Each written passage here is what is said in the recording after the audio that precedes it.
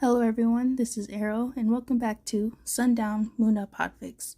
Today we'll be reading a one-shot called A Father's Headache by sleepyoongs.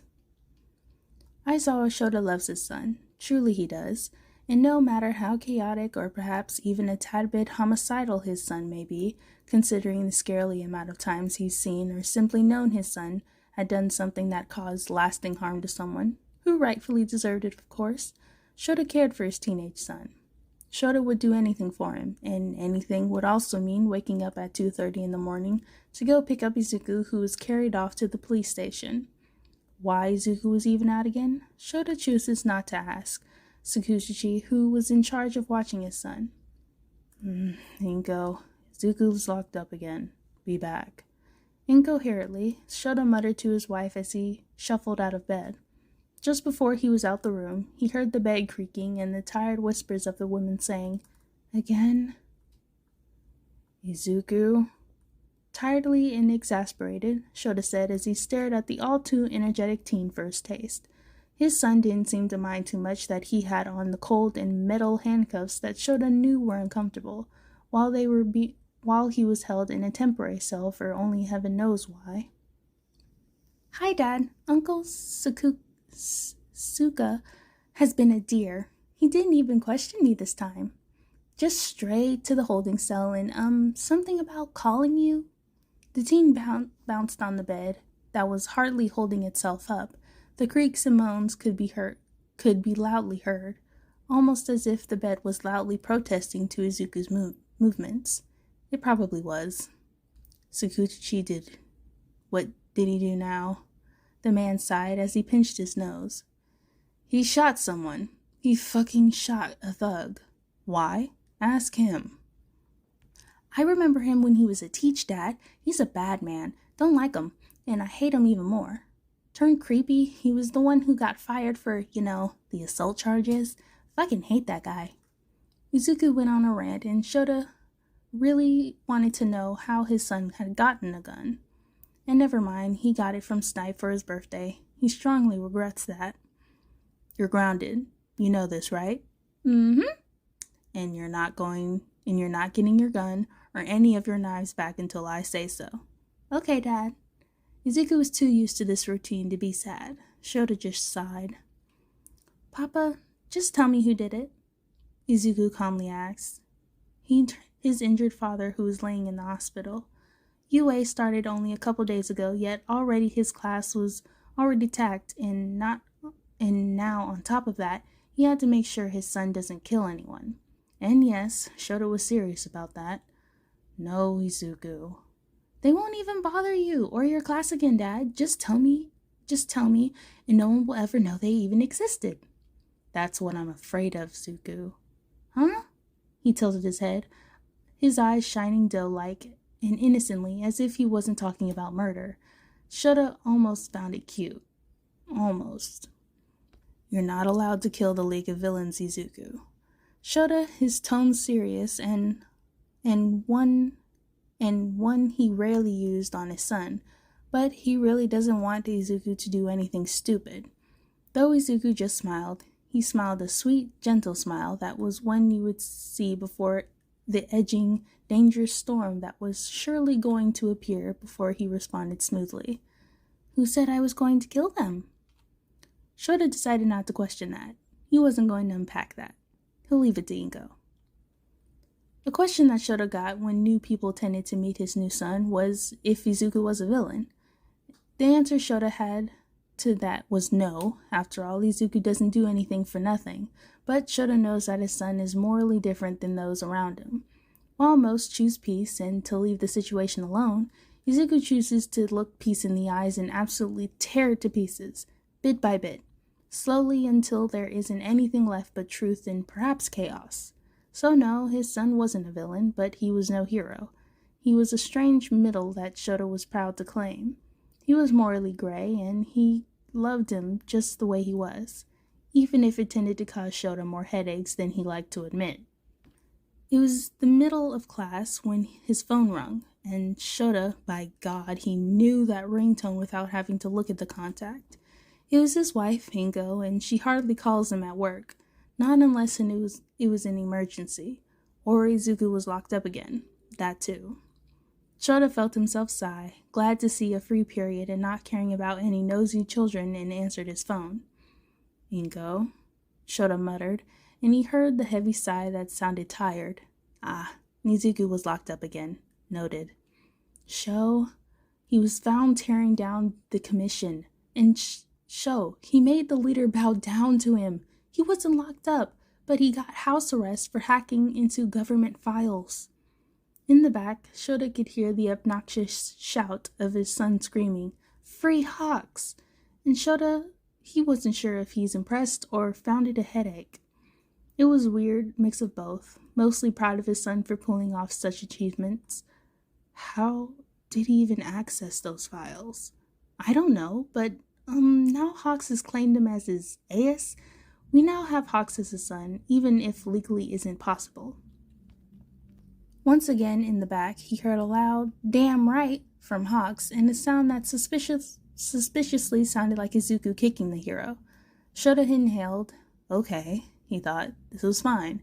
At least his son wasn't locked away again. Shouta exhaled. Anything else? Shouta questioned, as he muffled talks and perhaps a bit scolding from Inko before she relented. He says he's working on the league next. I swear to. Shouta had a feeling his son was going to do something stupid, more stupid than usual. I know, honey. There's no talking him out of it. Wait, Izuku, stop that. Where did you even get that? Shouta, I gotta go. Zuku found a new plaything. Rushing, Inko hung up the phone. Shouta didn't want to know what the new plaything of Izuku's was. There were never just toys. Shouta stared at his phone with a blank expression. He was partly worried for Inko, but his wife was a strong woman. She can handle Izuku just fine, and if things go south, Hawks is there apparently. Mr. Aizawa, who are you talking to? A curious Ashido asked as her smile grew cheekily. No one, get back to work. She pouted at the lack of answers, but knew not to test his authority. Arson. Izuku committed arson. Fucking arson. Shouta wasn't sure why he was even surprised. It was bound to happen. His son has done crazy things before, such as stabbed someone, shot someone, and he's nearly sure someone probably died, but he never questioned it. Easier for deniability. Just why? He questioned Izuku, who grinned brightly as he tilted his head. Why is such a wonderful question, Dad? Why do anything at all? We never know yet. We still do things we do. So tell me, why? Izuku, his eyes glowed a toxic green as he purred out his vague answer. Shouta wisely chose not to touch that subject. Dad, Katie, Mom. So, I did a thing, Izuku said as he shuffled into the room with a smile that meant no good. Is it legal, AS? Hawks questioned, and Izuku shrugged, muttering under his breath. Anything is legal as long as you don't get caught. Okay, so not legal, Hawks settled on, throwing up popcorn and catching it flawlessly. Shouta partly wondered if the bird-brained hero lived with them now, or more or less stayed with them whenever he was in Musatafu. Shouta assumed it was the latter. Okay, so I may have hacked into the files of the commission again because I was bored and I'm on house arrest. Plus, you took my weapons. But anyway, I found shit on some heroes.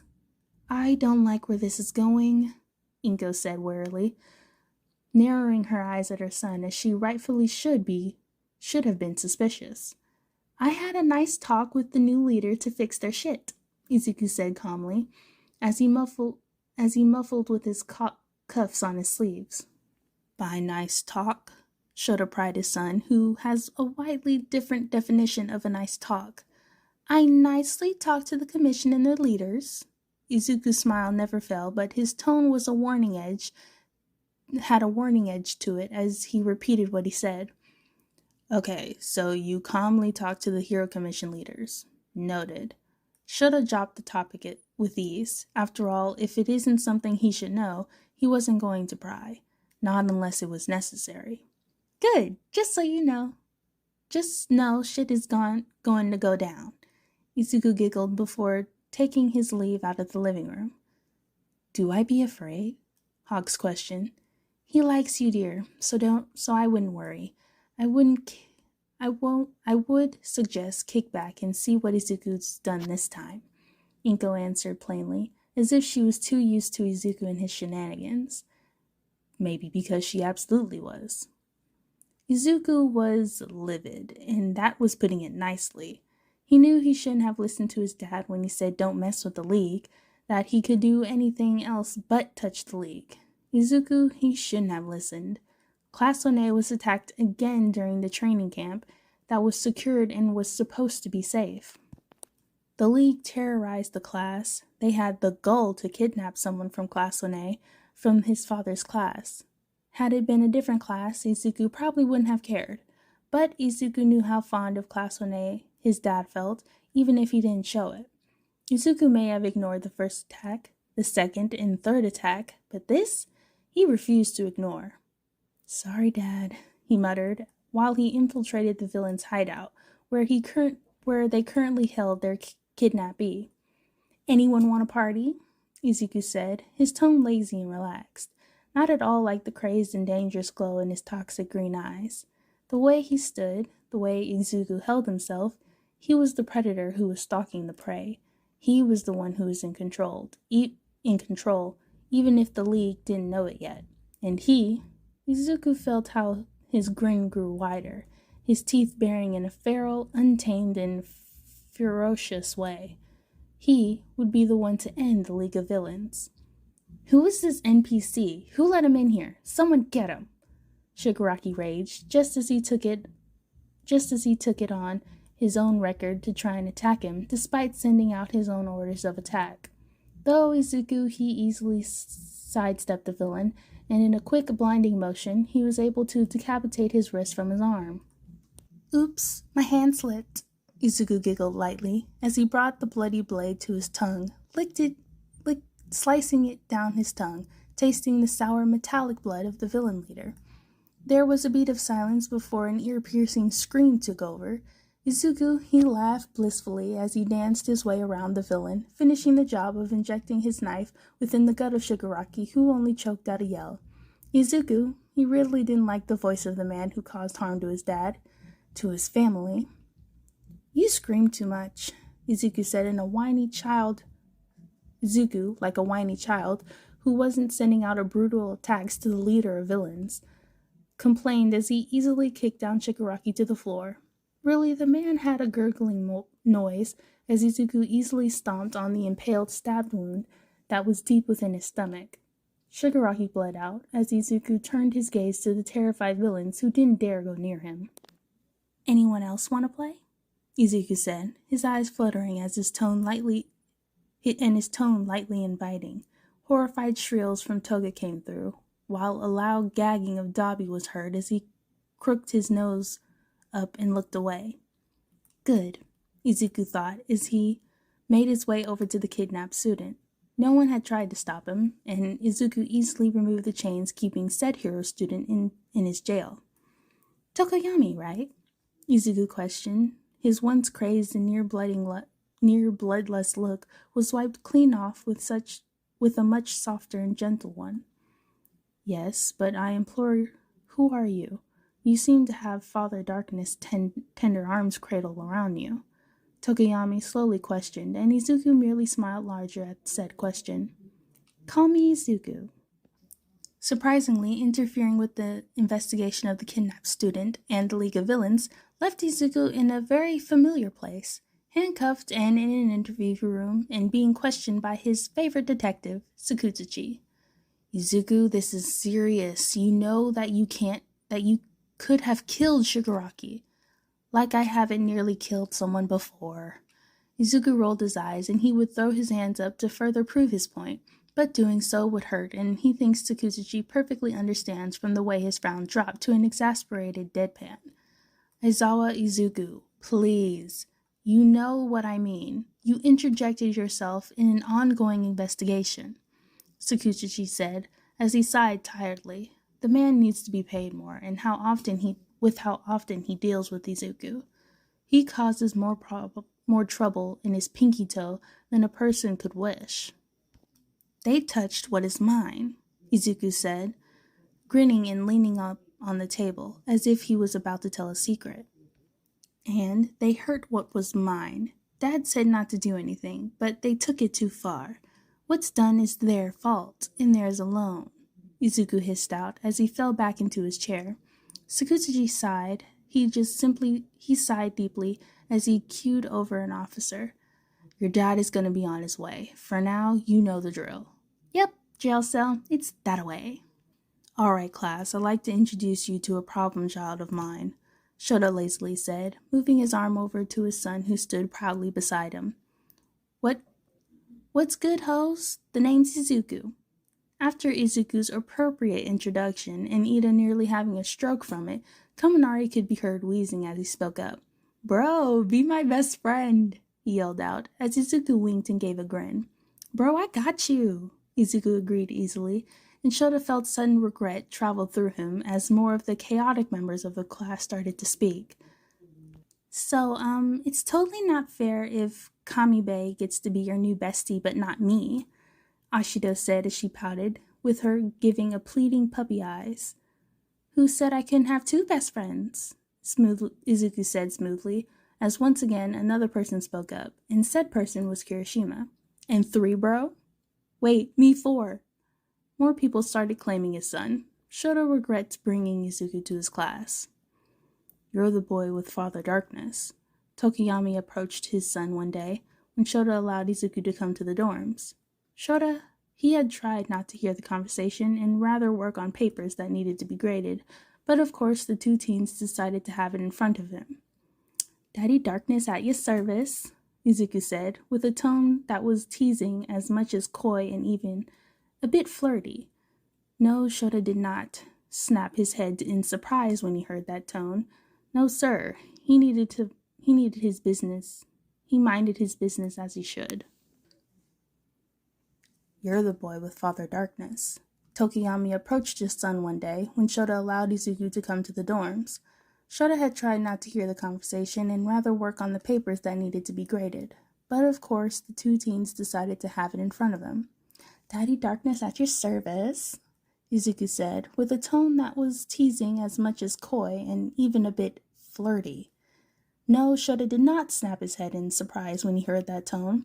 No, sir. He minded his business as he should. You've piqued my interest. You're riveting and even arcane. Tokiyami sounded a bit fondly interested and a bit curious as he tilted his head to the side, while Izuku with Izuku with the questioning look. How is that? He asked, and Izuku gave a chuckle and a wink and a finger pressed to his lips as an answer. Huh, how queer. You truly are a dull pick one, Izuku-kun. Shouta, he decided to tune out the rest of his son's conversation, but he found it nice to know him and Tokiyami were growing to be close friends. Probably a bit too close, but he digressed. How do you get locked up so often, Zuku? Shouta questioned, one fair afternoon after picking up his son from the police station. Shouta had to call in Nemri to take in his shift at UA, so he could see what his chaotic son had done this time. Apparently he poisoned a man, and said man is hanging on the thread of life. If said man died, Shouta wasn't asking no questions. No, sir. Izuku cheekily grinned, and he shrugged and tilted his head in a curious manner before he answered. I'd probably be arrested more if I got caught half the shit I've done, Pops.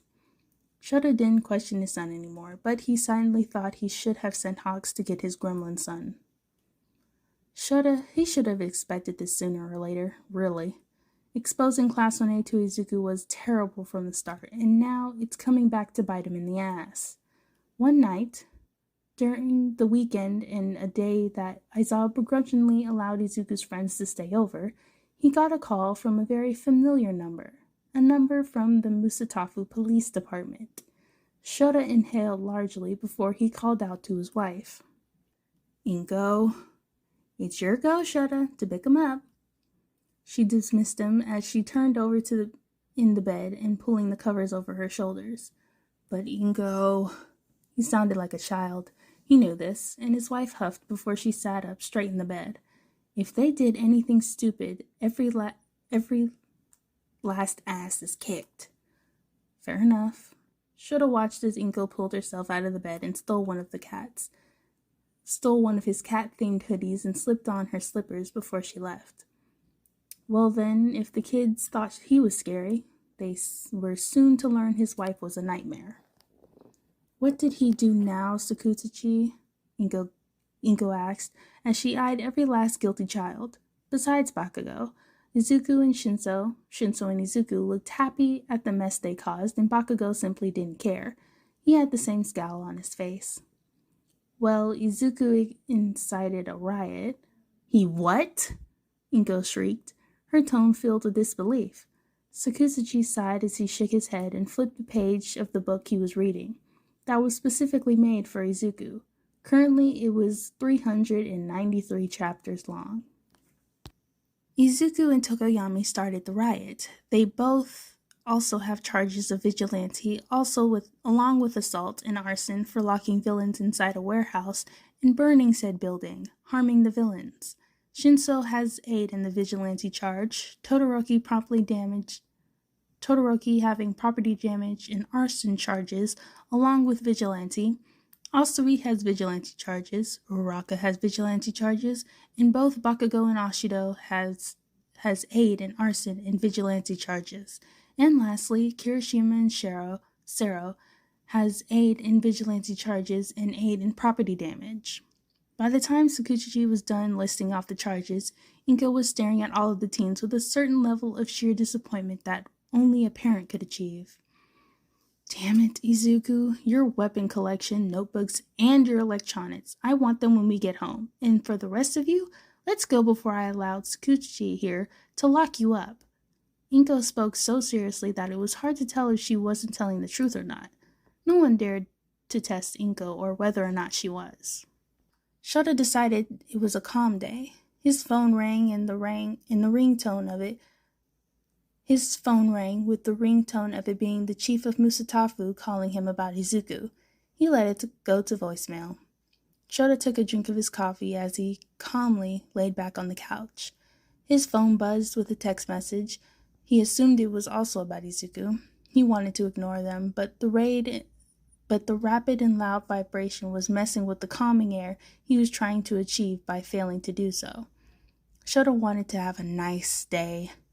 His room door was thrown open by his three friends, Yamada, Nemuri, and Hawks. And Shouta was going to have a nice day, goddammit. Sho, the green bean is locked up again, Yamada cried as Nemuri gave a stroke on the loud blonde's back. Apparently, Izuku thought it would be a fun idea to punch All Might.